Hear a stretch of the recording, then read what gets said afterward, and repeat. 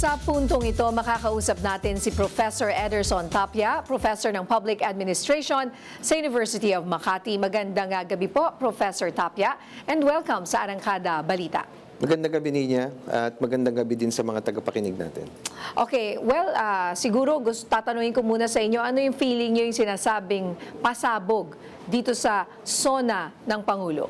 Well, ang nakita nating pasabog, no, tama, within the first 5 minutes, nabanggit na natin yung, nabanggit na ng Pangulo yung in fact, exacting accountability from the former speaker, no? So I think that was also important kasi yun yung overarching theme nitong SONA speech na to, anti-corruption, without belaboring the details, ika nga, no? So I think yun na yung pasabog na nakita natin niya. Oo, maiksi lang, mabilis, and then he went on to business. Yeah, that's right. Kasi alam din naman natin that there's only certain things that you can do at your level, and you let the institutions work, no?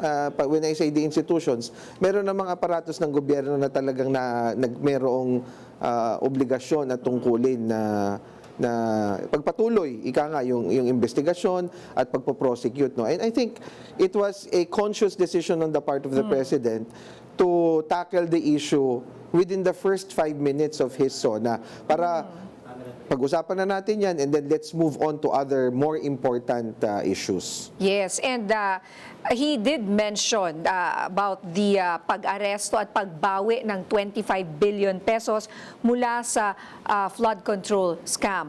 Mula po sa isang katulad po ninyong professor ng public administration, ano, may totoong pagbabago ba sa sistema ng DPWH o lipat kargada lang ng mga tao? Well, I think it's still an ongoing reform initiative, no? Kasi it doesn't happen naman overnight.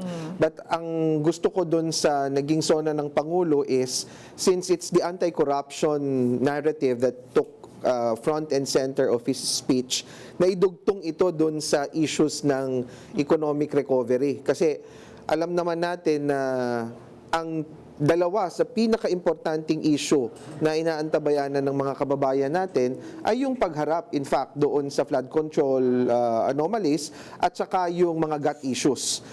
Presyo ng bilihin, at nagawa ng Pangulo, in fact, na i-connect yung dalawang importanteng issue na yon. Opo. Well, ano po sa tingin nyo ang naging kakaiba or kinaiba ng SONA ngayon sa mga nakaraang talumpati ng Pangulo? Well, merong medyo merong mga bagay na bago, no? For example, binanggit niya yung artificial intelligence na magiging malaking bahagi na ng pamamahala. I think that's an important development. Nabanggit niya rin yung nuclear energy na magiging importanteng inisyatibo in the years to come, no? And I think it's also important that we should highlight yung pagko-connect ng Pangulo dito sa mga makabagong teknolohiya na ito that would perhaps determine his remaining years in office. Okay, at sinabi ng Pangulo, Prof, na mayroong 100,000 piso para raw sa 5 estudyante sa bawat barangay sa buong bansa. Ano po ang masasabi niyo dito sa mga presidential scholars sa ilalim ng Marcos administration? Well, that's a good initiative kasi syempre nabibigyan ng pagkakataon yung mga kababayan natin na kapuspalad magkaroon ng opportunity na mag-aral, no? Pero as somebody who works in the education sector, dapat yon kaakibat ng mga iba pang reform objectives na pinag-uusapan na natin ng matagal na panahon. Like for example, yung emphasis on learning outcomes. Okay? Dapat kasama yan kasi scholarships are important pero dapat ito ay nasa konteksto ng mas malawak na problemang kinakaharap ng education sector natin. Yes. All right. At bilang panghuli, mabilis lang, ano po ang inyong siguro parting shot or sabihin na, anong paborito mong parte ng kanyang speech and what are you looking forward to? Well, nakita natin kasi itong speech ng Pangulo, this is the penultimate, ikalawa dun sa kahuli-hulihan. And I think he is attempting to set a legacy for his administration. Medyo meron ding konting emotional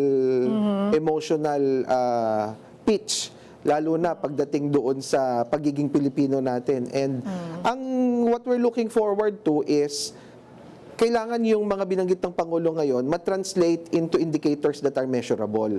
So that between now at pagtapos ng kanyang termino, makita natin kung ano yung mga pangako na natupad at ano yung mga kulang pa, no? Kasi kung hindi natin gagawing measurable yung mga indicators na yon, medyo mahirapan tayo ma-determine kung ano yung talagang nagawa at kung ano yung kulang pa. Alright, maraming salamat po, Professor Ederson Tapia, Public Administration Professor po ng University of Makati. Maraming salamat po. Thank you, Nina.